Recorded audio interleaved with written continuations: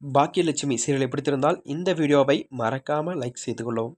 பாக்கியாவுக்கும் கோபிக்கும் டும்டும்மா, மாமா வேலையை பார்க்கும் ஈஸ்வரி, சொம்பு தூக்கும் வாரிசுகள். வாங்க வீடியோவை முழுமையாக காண்க. விஜய் டிவியில் ஒளிபரப்பாகின்றதான் பாக்கியலட்சுமி சீரியல் ஆகும். கோபி துரோகம் பண்ணிட்டு ராதிகாவை கல்யாணம் பண்ணதுமே பாக்கியா தனியா வந்திருந்ததால் இவ்வளவு தூரம் இந்த பிரச்சனை வந்திருக்காது என்றும் ஈஸ்வரி இப்படி ஒரு முடிவை எடுத்திருக்க மாட்டார் என்று கூறப்படுகிறது. கோபி வாழ்க்கையில் இருந்து ராதிகாவை சதி பண்ணி ஈஸ்வரி துரத்தி விட்டாராம். அந்த வகையில்தான் தற்போது கோபிக்கு மறுபடியும் பாக்கியாவை கல்யாணம் பண்ணி வைக்கலாம் என்று ஈஸ்வரி முடிவெடுத்துள்ளார். அதனால்தான் கோபியை கூப்பிட்டு, உனக்கும் பாக்கியாவுக்கும் நான் மறுபடியும் கல்யாணம் பண்ணி வைக்கிறேன், உனக்கு சம்மதமா என்று கேட்கிறாராம்.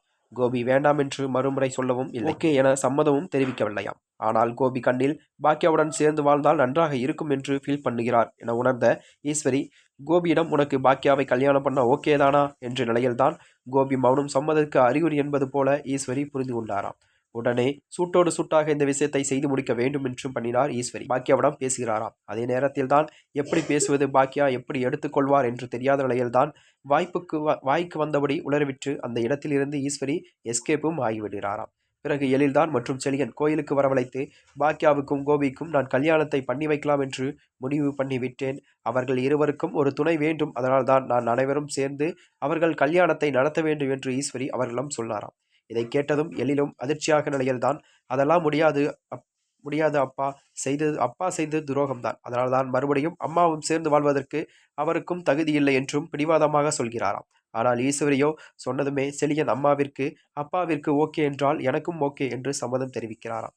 பிறகுதான் எழிலிடம் ஈஸ்வரி, உங்க அம்மாவுக்கு இதில் ஓகே என்றால் நீ எந்த எதிர்ப்பும் தெரிவிக்க கூடாது என்று சொல்கிறாராம். அதனைத் தொடர்ந்து இன்னும் கூடிய விரைவில் ஈஸ்வரி எமோஷனாக டிராமா போட்டு பாக்கியா கோபி கல்யாணத்தை நடத்தி வைத்து விடுவார் என போலவோ, இதுக்கு பேசாமல் கோபியை விட்டு போன பிறகுதான் பாக்கியா தனியா இருந்து லட்சியத்தை சாதித்து சந்தோஷமாக இருந்திருக்கலாம், ஈஸ்வரி தனியா விடக்கூடாது என்று பாவப்பட்ட பாக்கியா நிலையில்தான் தற்போது பரிதாபமாக போய்விடுகிறதாம். இந்த நிலையில்தான் இவர்கள் இருவருக்கும் திருமணம் நடத்தி வைக்கலாம் என்ற ஈஸ்வரி எண்ணம் நடக்குமா நடக்காதா என்று ஆச்சரியத்துடன் கதைக்களத்துடன் உருவாகியுள்ளதாம். மேலும் இதுபோன்ற வீடியோக்களை தெரிந்து கொள்ள நமது சேனலை மறக்காம சப்ஸ்கிரைப் செய்து கொள்ளவும். நன்றி, வணக்கம்.